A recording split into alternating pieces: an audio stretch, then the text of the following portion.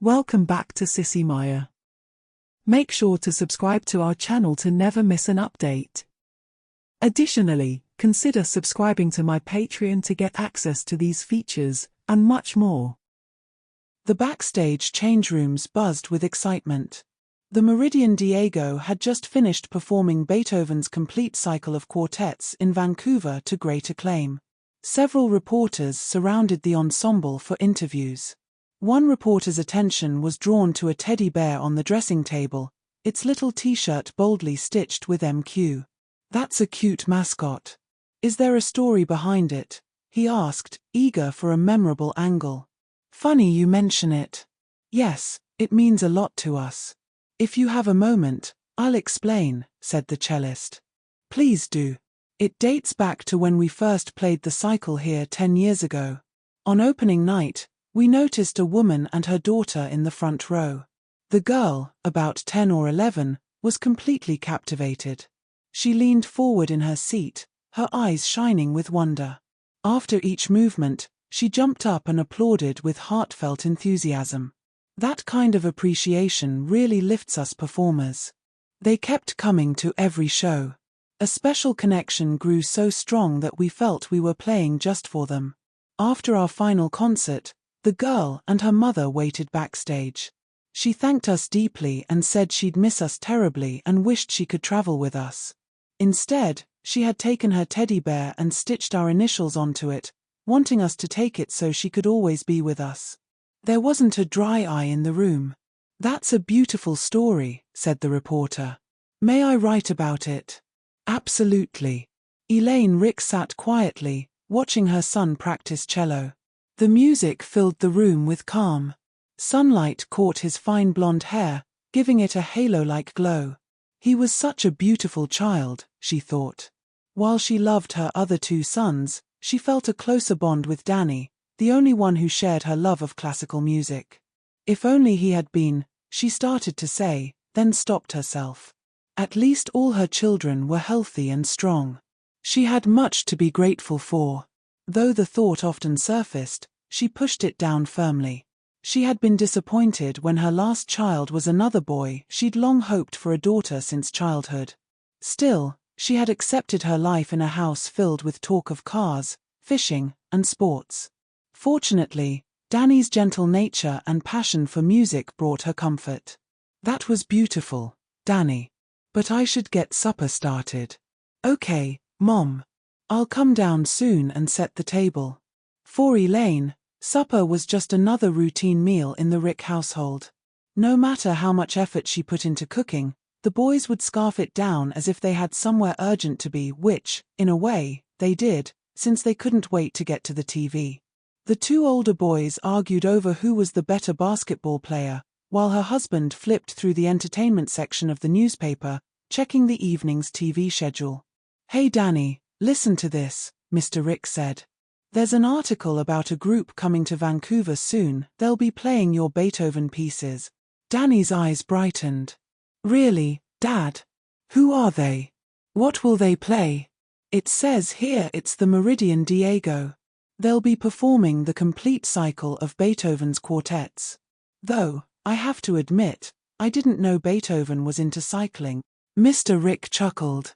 "That's amazing. Will you take us, Dad? Please." Danny pleaded, unaware his father was teasing him. "You've got to be joking. $20 a ticket. I could catch 4 basketball games for that. Besides, I'm broke after the car repairs this month." Mr. Rick went back to his paper, thinking the matter settled.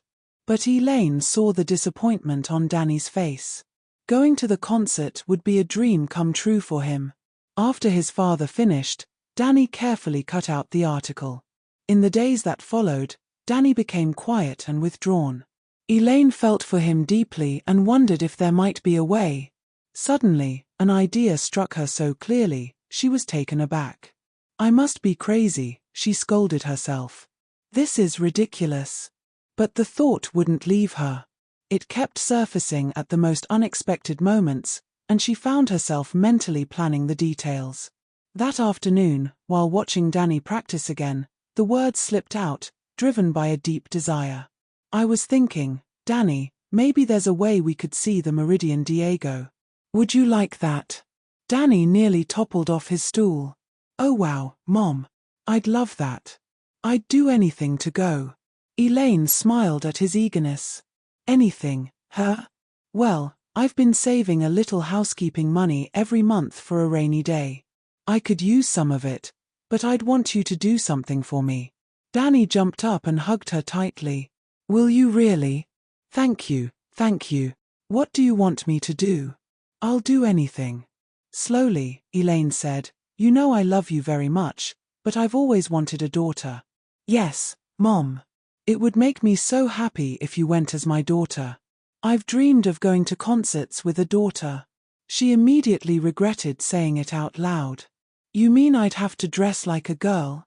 Danny asked, stunned. Oh, I'm sorry. That was silly of me. Forget I said anything.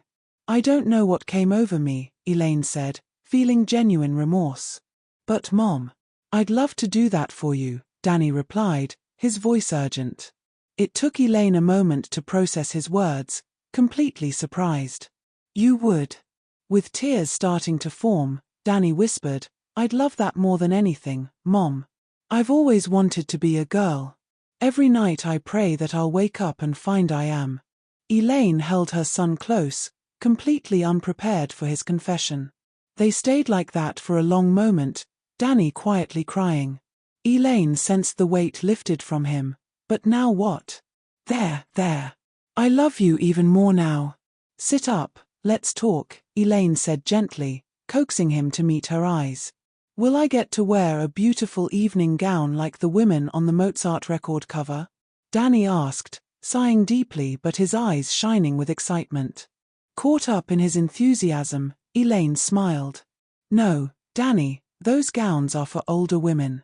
But we'll create something just as beautiful, perfect for your age. She had already imagined the dress many times. Oh, we're going to sew it ourselves. Can I help, Mom? Of course, you always help when I sew. But I suppose I should start calling you Joan now, shouldn't I? She teased. Why don't we head to town right now and pick out the pattern and fabric? Danny flushed at the name Joan. Elaine couldn't explain the rush of excitement she felt but pushed aside any doubt. Taking his hand, they walked to the garage, chatting like two excited teenagers, because in a way, that's what they were. On the drive into town, Elaine went over all the preparations for the big night. You know, Joan, she began, loving the way he blushed at the name. They both laughed. You look so adorable when you blush. Anyway, I was thinking you'll need to practice being a girl before the concert, walking, sitting, and all that. So we should make a few dresses for you to wear during your cello practice in the afternoons. How does that sound? Danny was bursting with excitement. He closed his eyes, clenched his fists, and exclaimed, ooh. They spent a wonderful afternoon at the department store picking patterns, fabrics, and everything else they'd need. That day, the deep bond between them, long suppressed, came alive in a new way that promised to last forever. The reporter jotted down a few notes, then looked back at the cellist. Do you know what happened to them? I assumed you kept in touch. Actually, no, the cellist replied.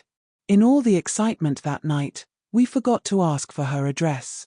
I only remembered her name was Joan.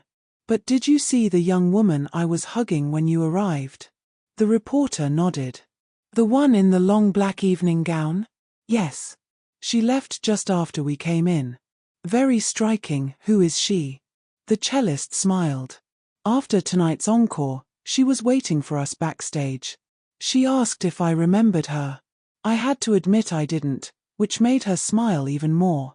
Believe it or not, it was the same Joan from 10 years ago I told you about. It's been such a wonderful surprise for all of us. If you appreciated this story and wish to show your support, don't forget to join me on Patreon for exclusive content.